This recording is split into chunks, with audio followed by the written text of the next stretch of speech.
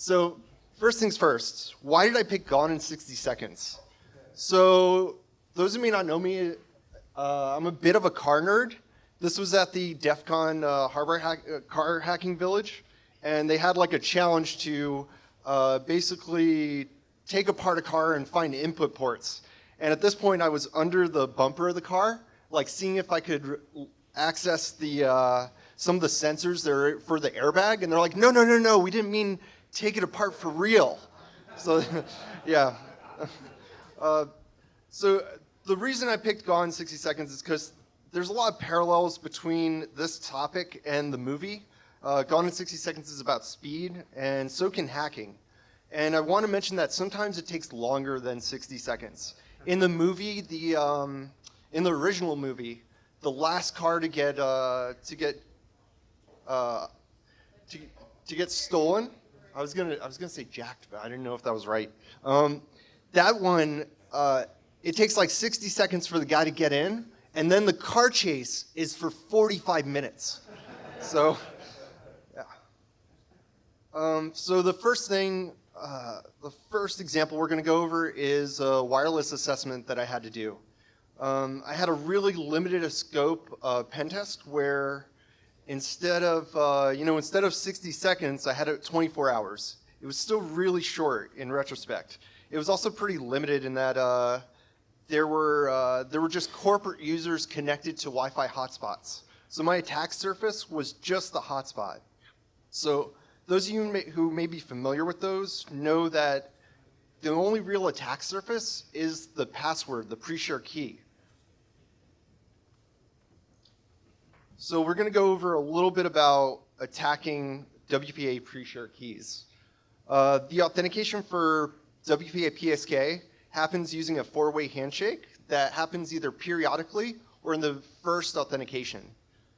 The session encryption key is calculated using info, including the SSID, the pre-share key, and a one-time number, a nonce, from the client and the access point.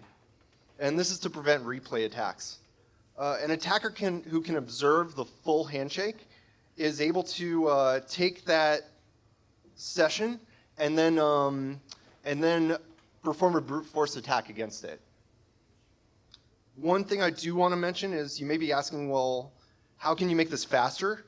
And one way is to force a re-authentication by sending a deauthentication frame as the access point. And that'll cause the client to disconnect and then re-authenticate. So now that we have the background down, let's do this. Let's start looking at attacking it. So, yeah, okay. Yeah, let's ride. Okay. Well, a few more times? Are you good? Okay. So, some of you may be asking, like, Eric, are you a script kiddie? Why are you using Wi-Fi 2?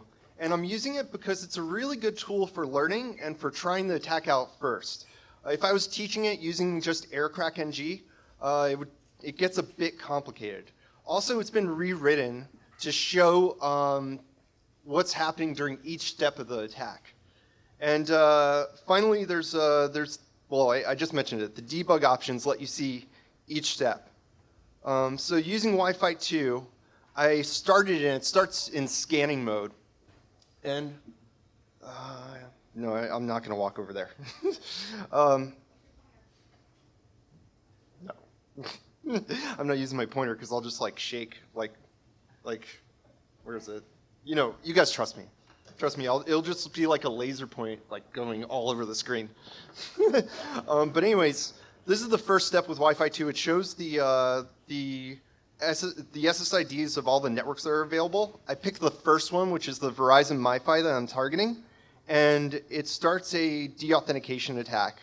Well, it starts observing the network on that channel and looks for authentication handshakes. When it doesn't see the handshake, it goes through and it actually sends a deauthentication. If it finds a client, it'll send it to one of the clients. If it doesn't find a client, it'll send it to broadcast and try and deauthenticate all clients. I really want to mention this because That's one downside with Wi-Fi 2. You can like denial of service a whole network with it. So in this case, it deauthenticated the client, and then it went and successfully captured the handshake and saved the handshake. So now that I have the handshake, let's try to crack it. Let's try to recover the password. Most hotspots have a default random PSK, and I started wondering if I could find the format. So I looked for the model number. The model number was in the SSID. It was public info. It was clear text. So I did recon on the model number and started looking. And I looked for documentation. I didn't find it. I started Googling, and I came across Josh Wright's 2010 post on kind of the same thing. It was attacking Verizon MiFi hotspots. So this is 8 years ago. And he was able to find a flaw in the format of the pre-shared key and exploit that to use technology from all the way back then to recover the hash in a short amount of time. So that got me motivated. I kept looking until finally I started looking at YouTube. I was like, well, people do unboxing videos. What if, like, in the unboxing video, the pre-shared key is in there? Because it's on a screen that's, like, hidden. So I started looking through, and sure enough, there was some YouTube video from Russia where a guy was giving a review. I couldn't understand him. But a little more than halfway through, he shows the screen of the setup page. I'm just going to pick this up. So he shows the screen on the setup page, and it has the, oh, yeah, too loud? Okay, how's this? Good? So he shows the screen on the setup page, and I was able to get the format of the pre-shared key. What format does this look like? Hex? Yeah, it's 8 hexadecimal characters. So using math, combinatorics in particular, we can figure out how long it'll take. And this is where I kind of dive a little bit into story time, because it reminded me of something that happened with my roommate in college. My roommate and we were kind of paranoid. Well, I was paranoid, honestly. He was a film major. I ended up buying one of those security locks for my laptop. It was a Kensington cable lock with like a lock and a key. And he was like, oh, that looks really cool. You're pretty paranoid, but that's cool. Why don't I get a combination one? And he said that he set it up. He created a code. And I don't know if he didn't trust me or something, but he never wrote the code down. So later on, a week goes by, he goes to unlock his laptop because he wants to go work in the library, and he can't remember the code. And he's like, do I have to break my laptop, my new laptop? How do I get into this thing? So he calls Kensington support, and they say, well, just try all possible codes. And he's like, no, that can't be that easy. And they're like, trust us. If you go through all of it, it's like less than an hour. He's like, oh, okay. So he goes through and he tries 0000, 0001, and so on. And then, sure enough, within like 30 minutes, he had the thing unlocked. And he's like, oh, that's not so secure, is it? So in this case, it's kind of the same thing, but instead of the 4 digits, we have the 8 hexadecimal characters. So we look through hexadecimal characters of 0 through 9 and A through F. That's 16 possible combinations. And it comes out to a little over 4 billion. So we know the number of the key space, or the amount of the key space. Using Hashcat, we can research, or I researched how fast my GPU can crack WPA 2. And I looked, it was a GTX 970, which was released all the way back in 2014. So it's a little old, and I was able to find benchmarks published by the Hashcat team. And it came out to, for that key space, and it came out to 173,000 hashes per second. So taking the key space of a little over 4 billion, dividing it by the hashes per second, gave me about 7 hours. And that's the worst case scenario. That's if I have to get to the end of the key space to actually recover the key. So now that we have like the math down, and at this point I had the confidence to actually go for it, because I only have 24 hours. Am I going to actually finish this assessment before I have to fly out? I went through and I started running the Hashcat attack. And in this case, it's going to be a mask attack. These are the options for a mask attack. I want to go over it a little bit. You don't need to focus on fully understanding this. I just wanted to show that, option A is the mask attack, the attack method. Then we're doing WPA2. That's the hash file, the four-way handshake capture. And then finally, the important part is the format of the mask. So you're doing -1 to say that you want to define a custom mask, and you're saying question mark, digits, and then A, B, C, D, E, F. So that's all the hex character sets. And then finally, we're saying it's 8 characters. So using Hashcat, it started, and it was really close to my estimate. It was at 7 hours, so I was feeling pretty confident at this point. I woke up the next morning, and it was recovered. It was cracked in less than 4 hours, so it was less than half the time. This is how Hashcat displays the plain text. So at this point, I was able to connect to the hotspot, and due to the configuration of the client, I was able to compromise the host over server message block. So at this point, I basically made it through the assessment and provided a lot of value to the client. But one thing later on, after, I realized it left me with quite a few questions. The first one was, how overlooked is this? So I had a Verizon hotspot in the past, or not a Verizon, but a generic mobile hotspot in the past, and I left the default key there because I looked at it and I was like, oh, that should be secure enough. And at the time, I didn't really understand the math behind the attacking passwords like that. So I'm wondering how many other people have done that. And then I also wanted to know, is this widespread? Is this systemic? Is it happening across a lot of devices? And is it happening across newer devices? Because this one's pretty old. And then finally, is it being actively exploited?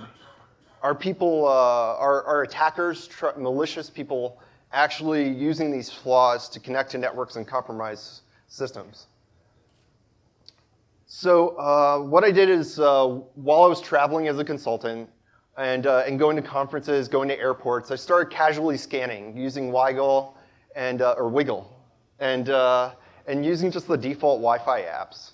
And I kept seeing that same hotspot, this one in the example, which is from 2014. There were plenty of examples. This one was actually at my tiny airport of like 4 gates. There were 2 of them nearby. And then this one was at a conference. There were about 4 or 5 that I noticed. So it's still in use today. So the next thing is it being exploited? And I started Googling a lot more, as you do, and I found hashkiller.co.uk, which is a forum and a hash recovery service. And one of the services they offer is recovering WPA hashes. And it's used to, primarily used for testing the security of your network. But anyone can go on here and pay to get on a network that they want to they want to access. And they listed a large number of routers, and then they listed them by duration and how difficult it would take. So I was like, oh, that's probably because some of these routers are more secure than others. Like some of them have more complex keys. And then I looked, and they actually had a list of all the default routers they could find in all the formats. And going back to 2015, I believe. And then I also saw that on the Hashcat forums, they were targeting weaker algorithms and working together to reverse the routers to see if they could drop that entropy and drop the recovery time. And in some cases, it looks like they were able to make it so it only took them, it takes them minutes or seconds to recover a key. And then I also looked, they had a forum recovery service on their public side where people can post the 4-way handshake and ask members on the forum to recover it. And pardon me. And members will come on, and they'll kind of race each other to see to be the first one to crack it and provide it, and then ask for a donation. In this case, it's I wanted to point it out because, well, actually, I'll cover it later. So, but first, I wanted to go into another example I had. So, at this point, my interest was really peaked. So I started buying random hotspots. One of them I came across was the Alcatel link zone, and it's one of the most affordable hotspots to get. It's used actively by 2 networks in the US, and the documentation actually contained the pre-shared key format.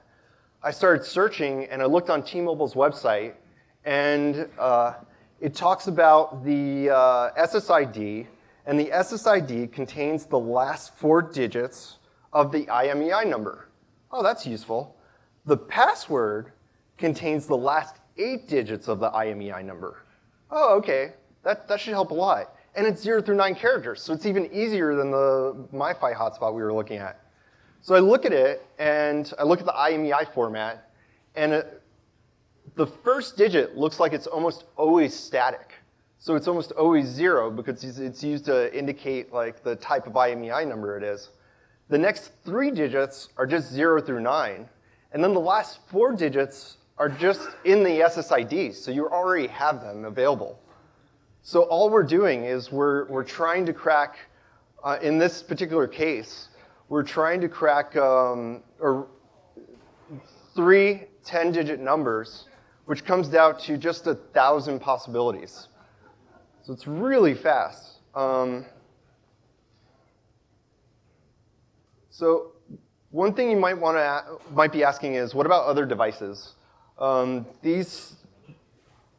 pre-shared key generation methods are pretty systemic across all devices that I looked at. You can just look at the list from HashKiller, and you can look on your own. And one of the ones I came across was in that previous example, in the forum post, you'll see that the format is Bell and then 3 digits, and that's the SSID format.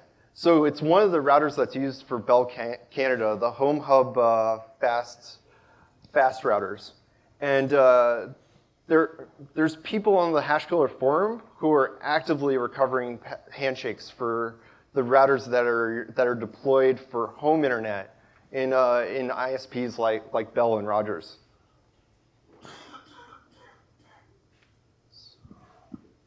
So how am I on time? Who's actually keeping time? Huh? Oh, you are. Okay, thanks, Ron.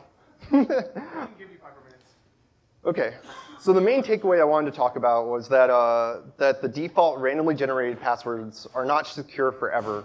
If you go back to when MiFi hotspots were first released over in 2008, they were using these formats, and they're still using them today.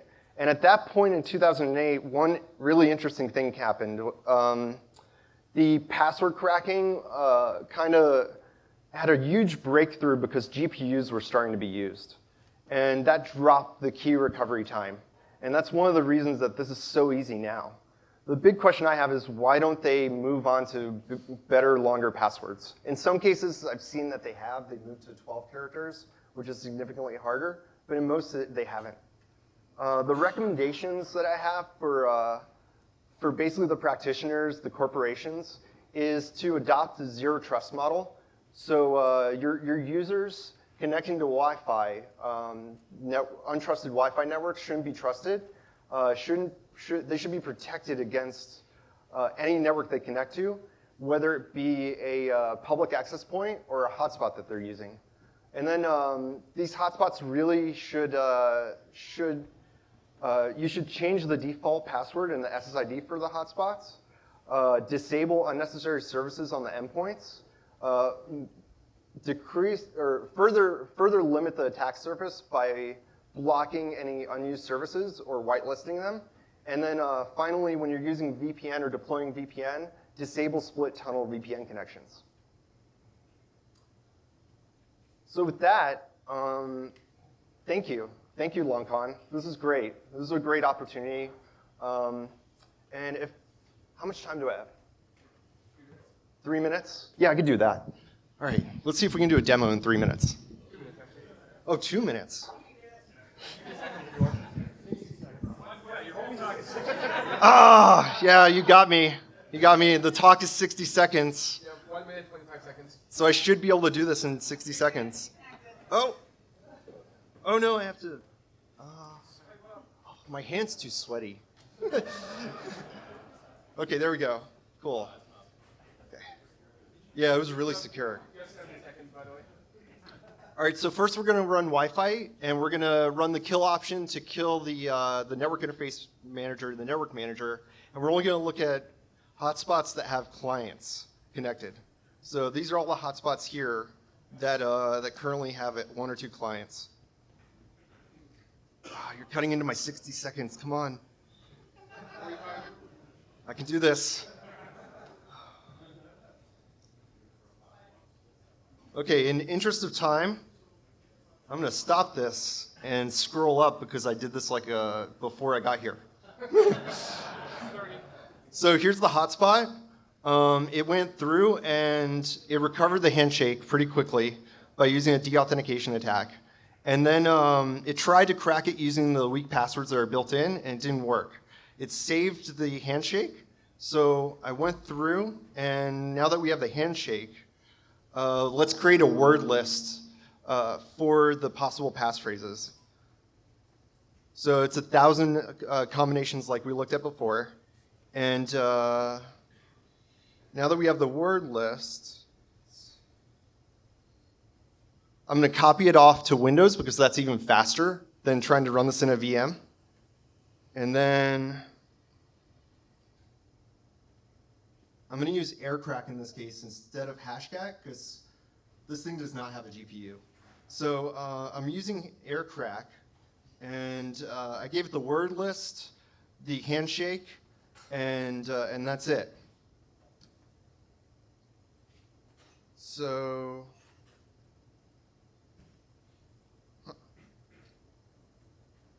that was a demo fail. So we're going to go to the screenshot I saved. Ooh, I found the key. Cool, thank you. So when I ran this before, I have it here, so I'm going to leave it on for as long as I can if you want to try recovering it, and throughout the weekend. And I just wanted to let you know it took like less than a second. It just showed it instantly when I practiced this. But thanks everybody. I'm out of time, right? Okay.